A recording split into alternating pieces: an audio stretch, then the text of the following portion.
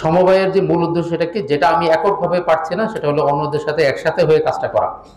তাহলে আমাদের আসলে সবচেয়ে বড় সমবায় প্রতিষ্ঠান কোনটা? আসলে আমাদের রাষ্ট্র। রাষ্ট্র কিন্তু একটা সমবায় প্রতিষ্ঠান। আমার চলাচলের জন্য রাস্তাঘাট লাগবে, আমার এককভাবে বানানো সম্ভব না। সেজন্য আমরা সবাই মিলে একত্রিত হয়েছি, একটা দেশ প্রতিষ্ঠা করেছি, সেখানে রাস্তাঘাট নির্মাণ হচ্ছে রাষ্ট্রের পক্ষ থেকে।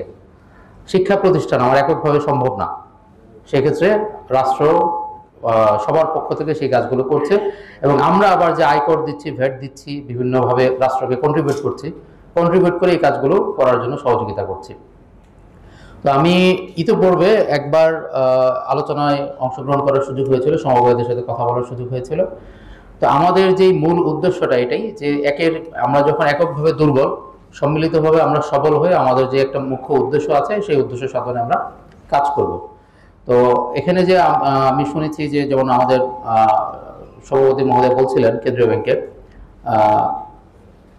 বিপুল পরিমাণ সম্পদ আসলে আমাদের যে সমবায় ব্যাংকের আছে, তারপর প্রত্যেকটা সমবায় প্রতিষ্ঠান কোনো না কোনোভাবে তাদের সঞ্চয় আছে, এছাড়া কারোর অনেক ক্ষেত্রে স্থাবর সম্পত্তিও আছে। তো এই ব্যাপারগুলো এই যে সম্পত্তিগুলো এগুলো সুষ্ঠুভাবে ব্যবস্থাপনা করে কিভাবে আমাদের যারা সমবায়ী আছে কিভাবে তারা নিজেদেরকে উন্নত করতে পারে, আর আমার সমবায়ীরা যদি উন্নত হয়, তারা যদি শক্ত হয়, তাহলেই তো আসলে রাষ্ট্র আসলে শক্তিশালী হবে।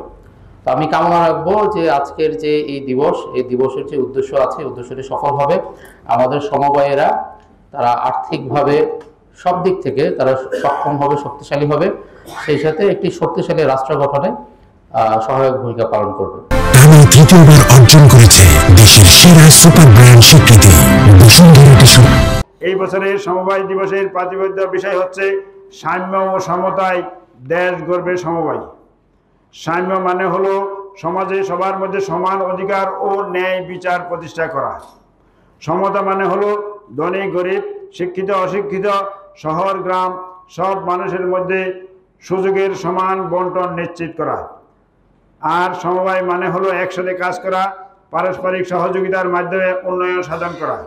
অর্থাৎ যখন সমাজের সবাই সমান সুযোগ ও অধিকার পায় এবং সবাই মিলে একসাথে কাজ করে, তখনই একটি দেশ প্রকৃত সমবায়ের অর্থে উন্নত ও সমৃদ্ধ হয়।